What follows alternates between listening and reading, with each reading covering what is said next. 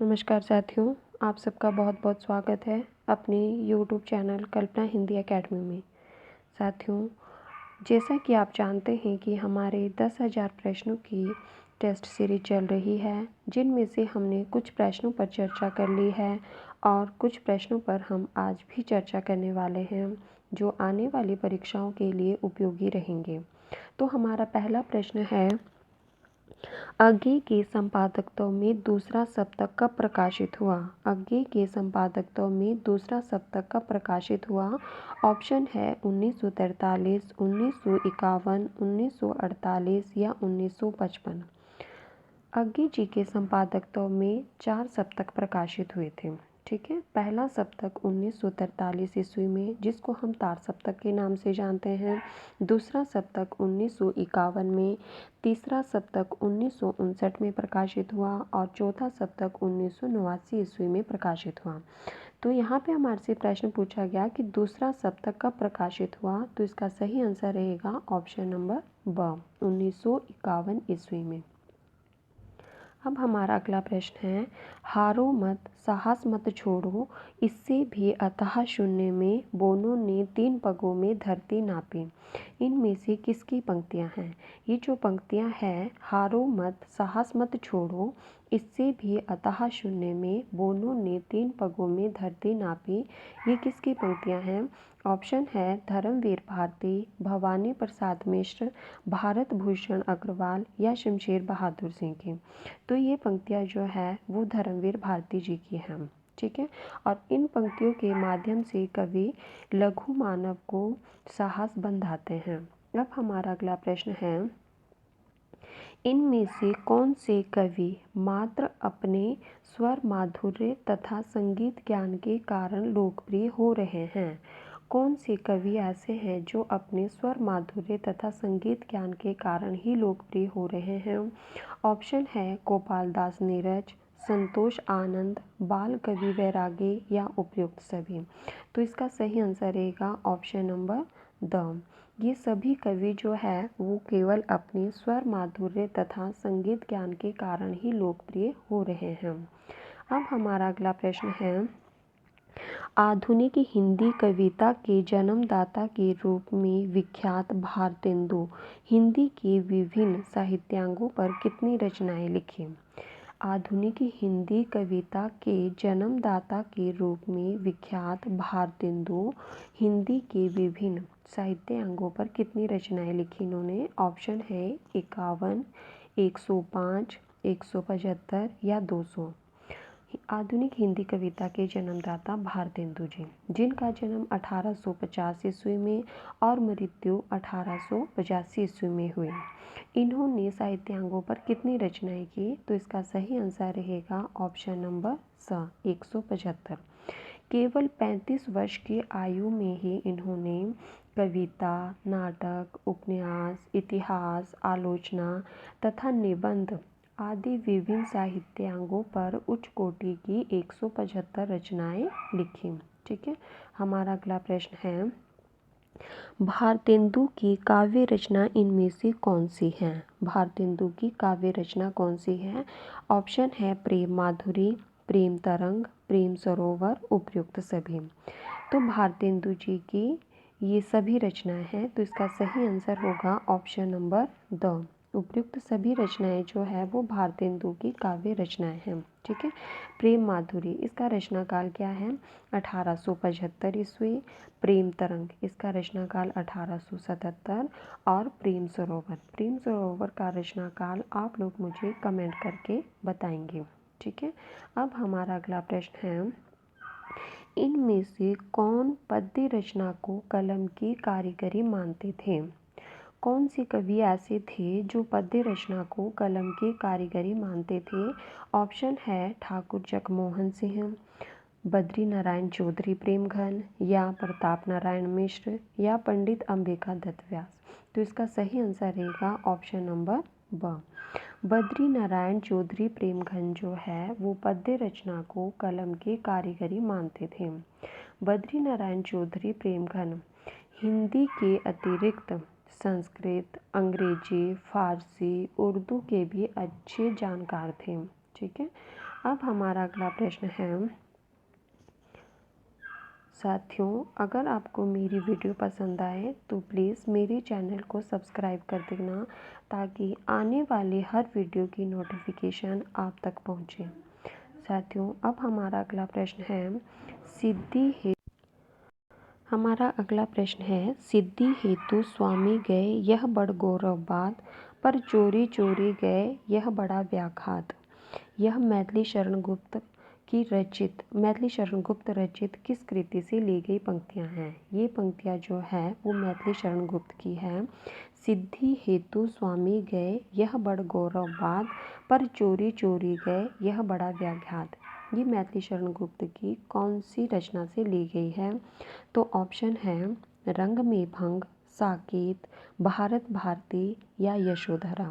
तो ये पंक्तियाँ जो है वो यशोधरा से ली गई हैं। तो इसका सही आंसर रहेगा ऑप्शन नंबर द।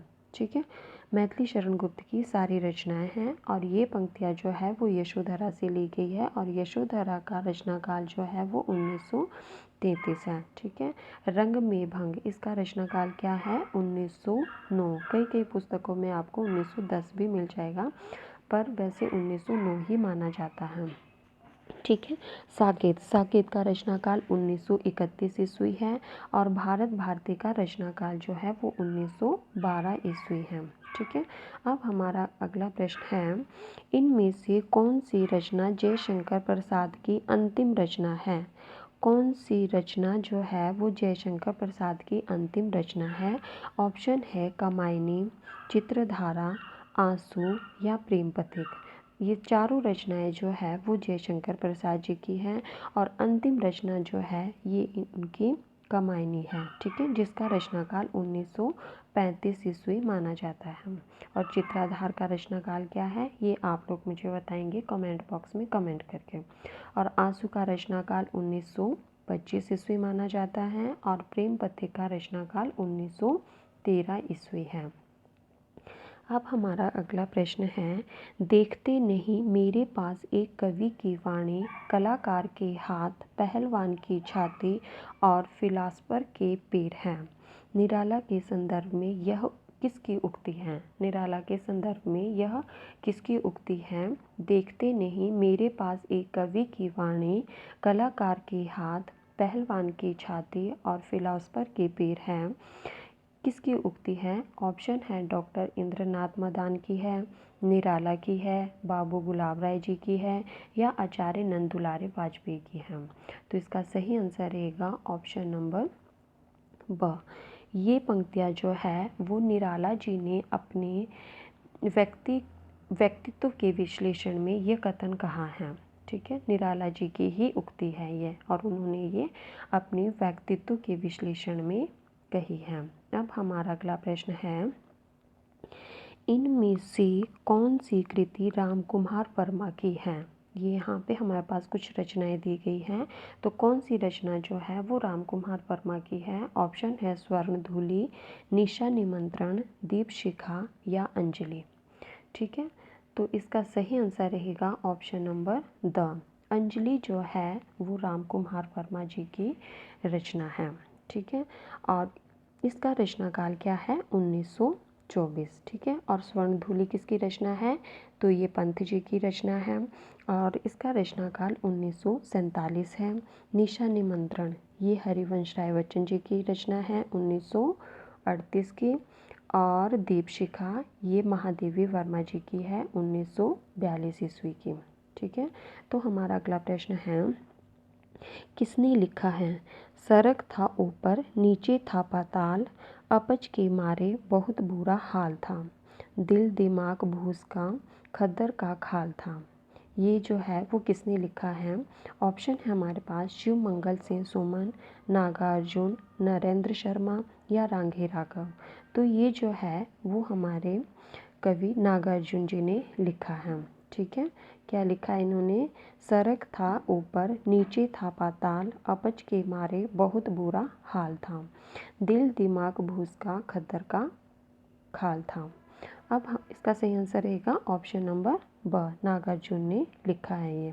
ठीक है, अब हमारा अगला प्रश्न है, इनमें से कौन सी रचना है जिसे मुनि जिन विजय ने गुजराती की, डॉक्टर मोतीलाल मेनारिया तथा डॉक्टर हीरालाल माहेश्वरी ने राजस्थानी की और डॉक्टर हरिवंश कोछड़ ने अपभ्रंश की कृति माना है। यहाँ पे कुछ रचनाएं दी गई हैं, ठीक है।